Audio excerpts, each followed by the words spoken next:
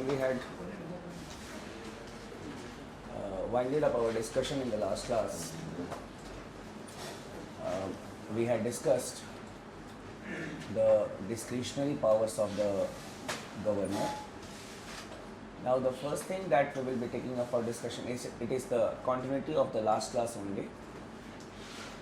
Today the first thing that we will be taking up for discussion is special responsibilities of some of the governors.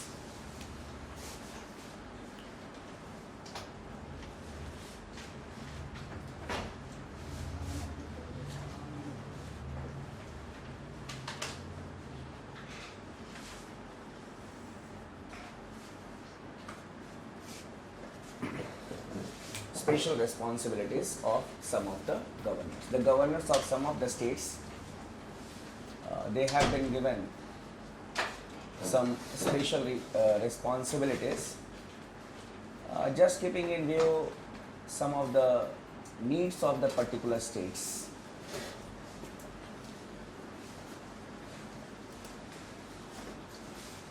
The governors of Maharashtra and Gujarat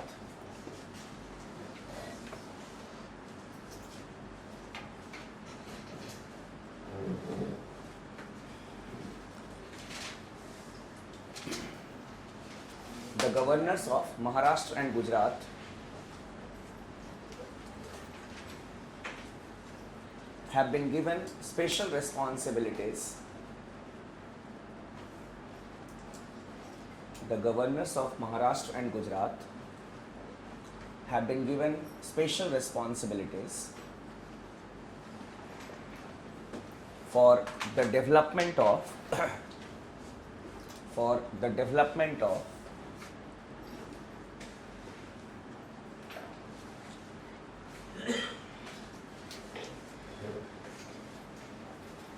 Marathwada,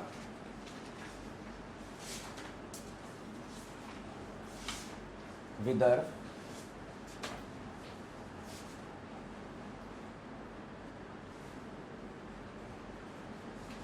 Kutch and Saurashtra.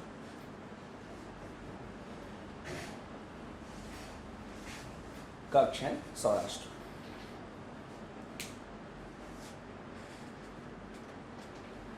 These areas are considered to be the underdeveloped or the backward areas of these states, and here the governors have been given the responsibility to see that proper development takes place in these areas, and specifically it has been provided that it can be done through the establishment of developmental boards in these particular areas.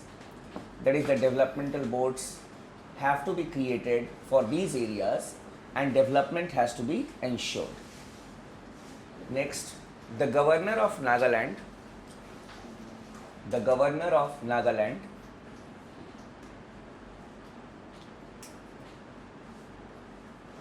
has been given the responsibility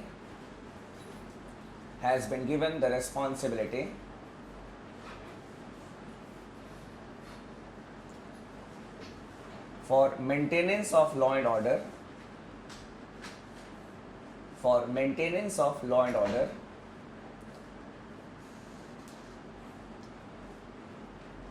in the state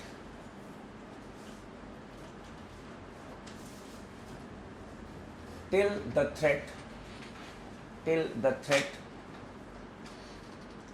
posed by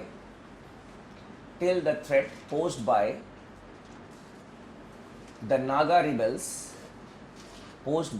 Naga rebels exists in the state. Naga rebels exists in the state.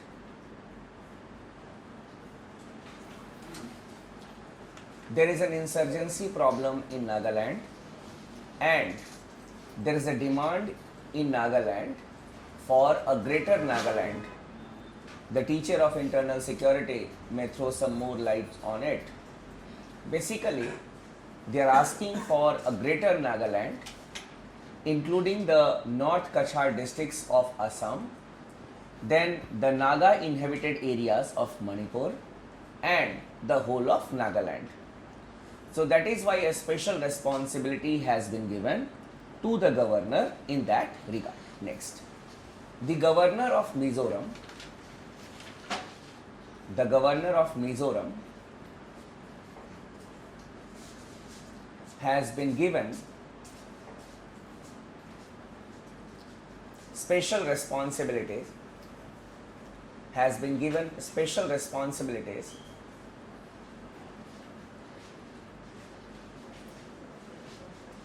for the protection of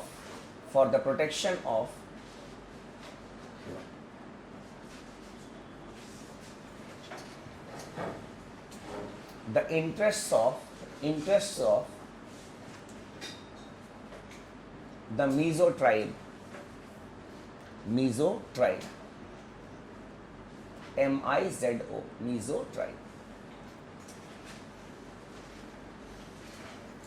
Next, the governors of Sikkim and Arunachal Pradesh,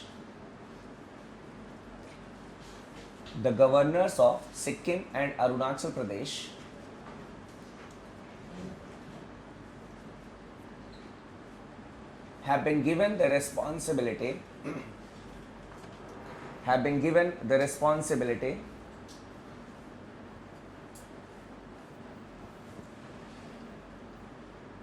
of the welfare or the well-being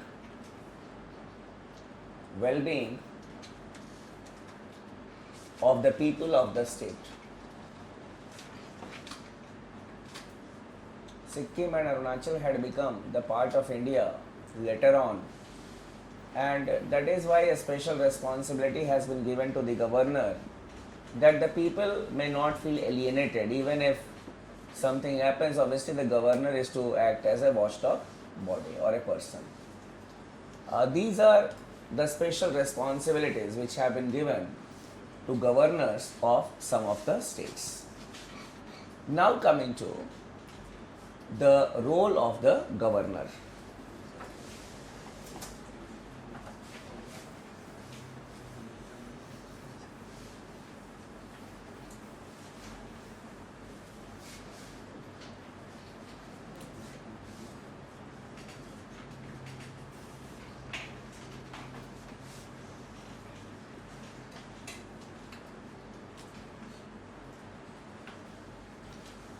Role of the governor. The governor's office has been a controversial office,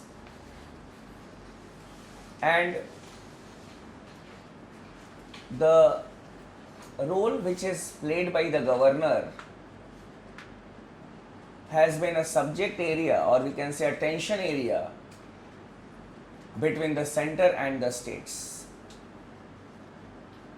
The states, mostly ruled by the opposition political parties, they always complain that the governor acts as the agent of the center. It acts as the agent of the center, and basically it never acts in the interest of the concerned state. As the office of the governor is controversial, we expect some questions on the role of the governor also. Some questions you may write, and in the light of those questions we will discuss the role. First,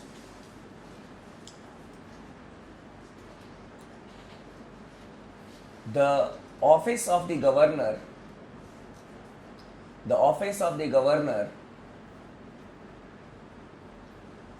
is the most misused office in the country. The office of the governor is the most misused office in the country. Quote unquote comment.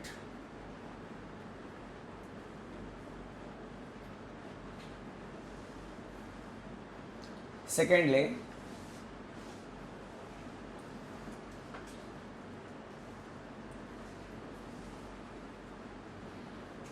the office of the governor the office of the governor has evolved from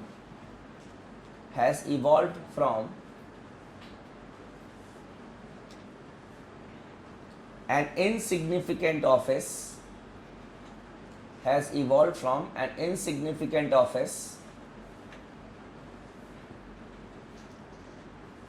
to a significant one,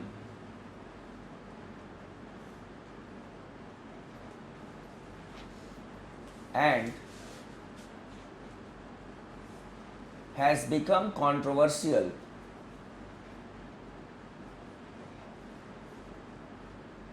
in the modern times or in the contemporary times.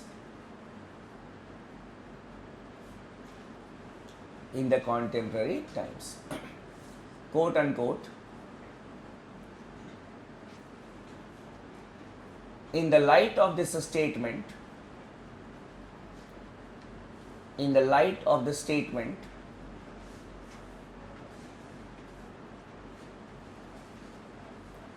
critically analyze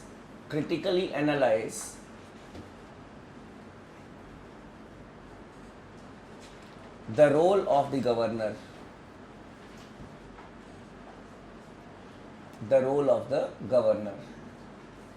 with apt or appropriate illustrations.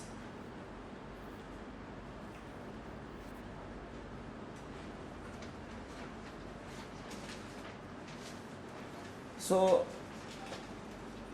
there may be some questions on the role of the governor. We can frame many more questions also. Now, while answering a question on the role of the governor, basically what we need to do is we'll have to take into consideration a timeline, and on the basis of that we can discuss the role of the governor.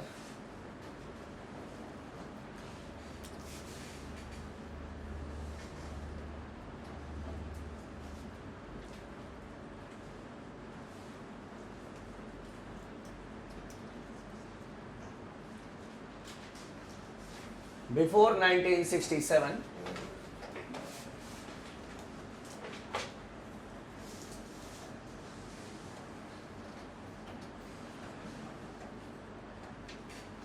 and 1967 onwards,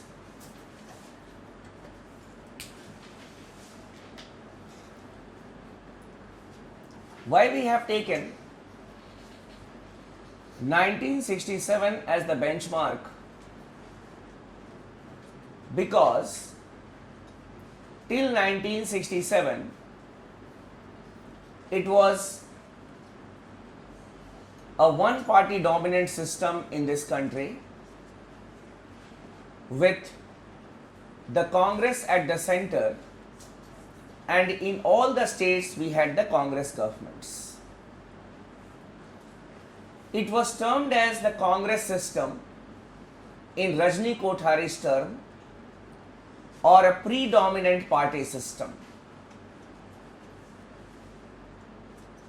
In 1967, the assembly elections took place, and in 9 of the states, the combined opposition came to power, Sanyukta Virodhi Morcha. And the politics at the state level changed after 1967. That is why 1967 has been taken as a benchmark. Now, up to 1967, or sorry, before 1967, the governors generally had customary role to play.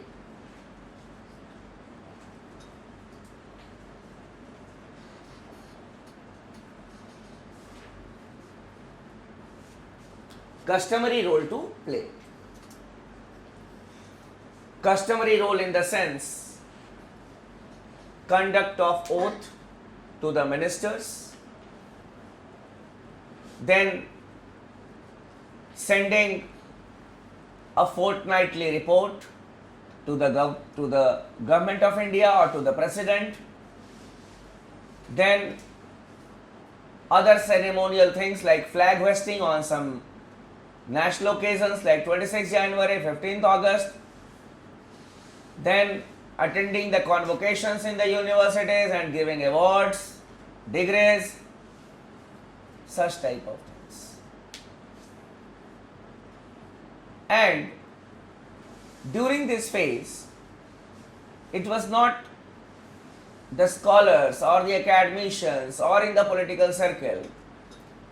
The governor's office was considered as insignificant, but the governors, some of the governors themselves considered the office to be an insignificant office, a useless office, that they have got no specific work to do, ceremonial things, and that can be done by anyone. Why there is a need for governor's office? Because you say, at that point of time, the persons who were appointed as governors,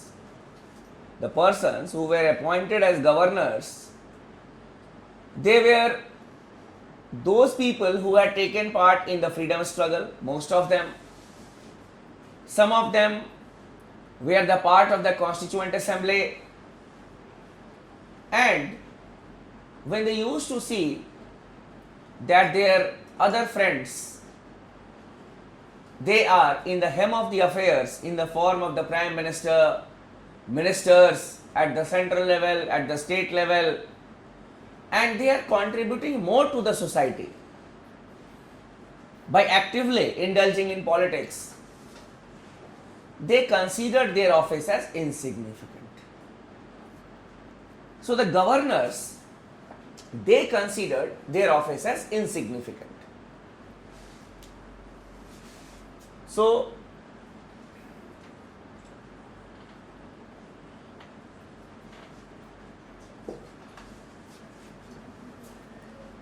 Sarojini Naidu,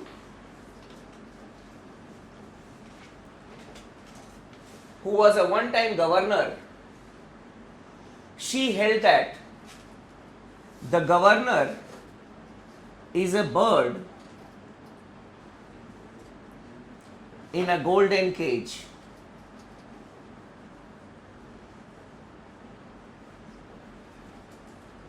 The governor is a bird in a golden cage.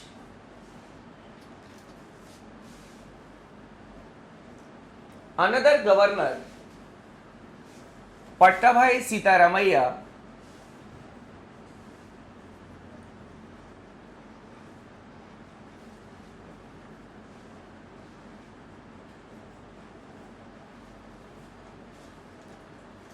he pleaded for, or he favored, or he advocated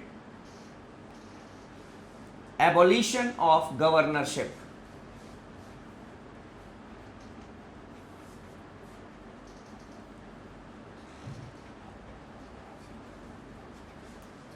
He pleaded for abolition of governorship, that the office of the governor should be abolished.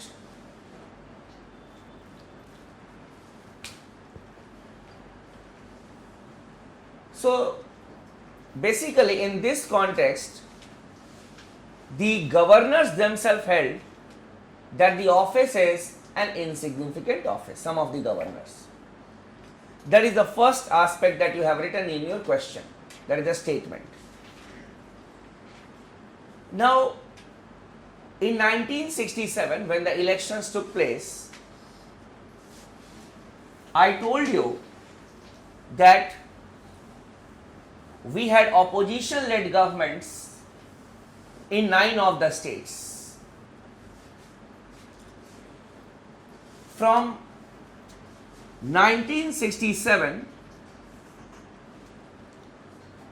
to 1972,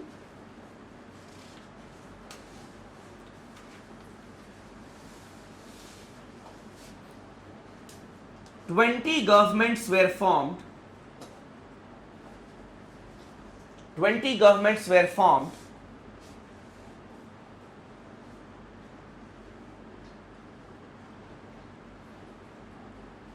in 9 states. 20 governments were formed in 9 states. Technically speaking, it would happen 9 governments in 9 states in 5 years.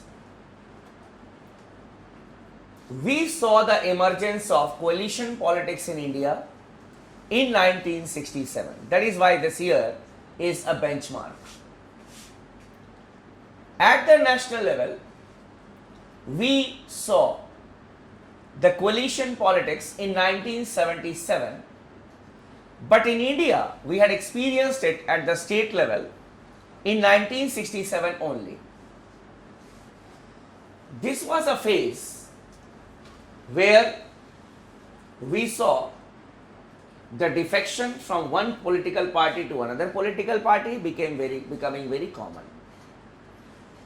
Withdrawal of support, then exchange of money, horse trading, criminalization of politics, everything started in a massive way during this period.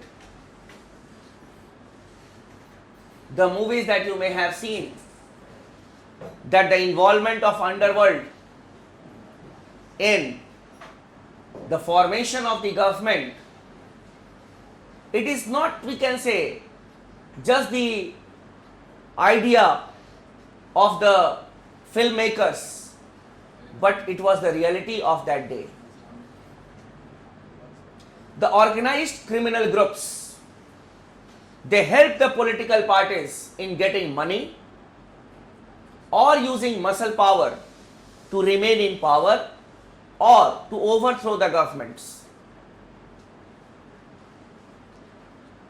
Even money power started, we can say, that is why in response to it, we had the preventive detention laws like Makoka in Maharashtra, which were passed at that point of time. During this period, the governors of at least 9 of the states, they got some good work to do. The office had not become controversial. The office became significant. What type of significance? The governors started using their discretionary powers freely in the appointment of the chief minister,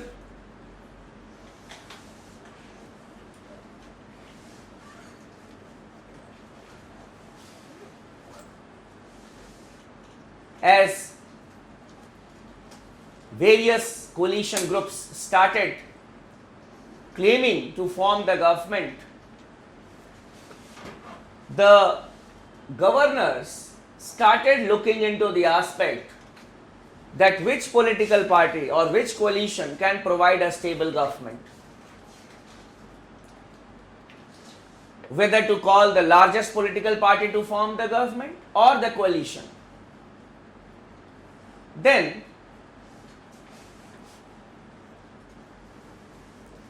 dissolution of Lok Sabha, dissolution of the Vidhan Sabha.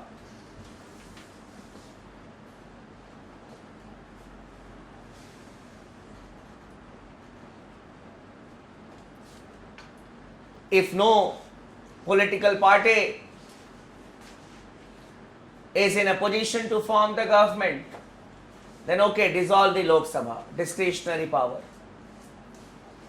Then under Article 356, recommending the President to proclaim a state emergency. Under Article 356, recommending the President to proclaim state emergency or President's rule. in case no government formation was possible.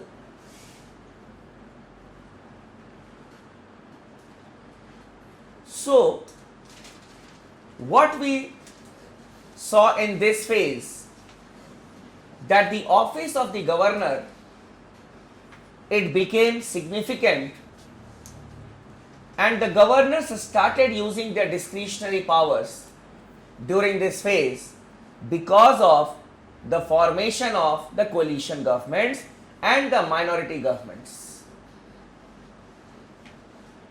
After that, the phase remained like that, coming and going of the governments. After the national emergency, when Mrs. Indira Gandhi was thrown out of the power and the Janata Party came to power in 1977, controversies started in the role of the governor. Earlier also there were some controversies during Mrs. Gandhi's time, but more controversies started from 1977 onwards. 1977, as we all know, is another benchmark year in the Indian political history. For the first time, a non-Congress group came to power. It was a 5-party coalition, Janata Party. And one of the first things that the Janata Party government did after coming to power was to change the governors of all the states. That was a major decision that was made by the Janata Party government, that we will change all the governors. New governors were appointed, and the governors of the Congress ruled states, they gave a negative report on the working of the Congress governments. It started like that. So, all the governors of the Congress ruled states, they gave a negative report that the government in this state cannot run in accordance with the provisions of this constitution. And on the basis of that report, President's rule was proclaimed in all the Congress ruled states. When Mrs. Gandhi came to power again in 1980, she did the same thing. She also changed all the governors. Now till this time, what we had seen, that at least government formation was allowed.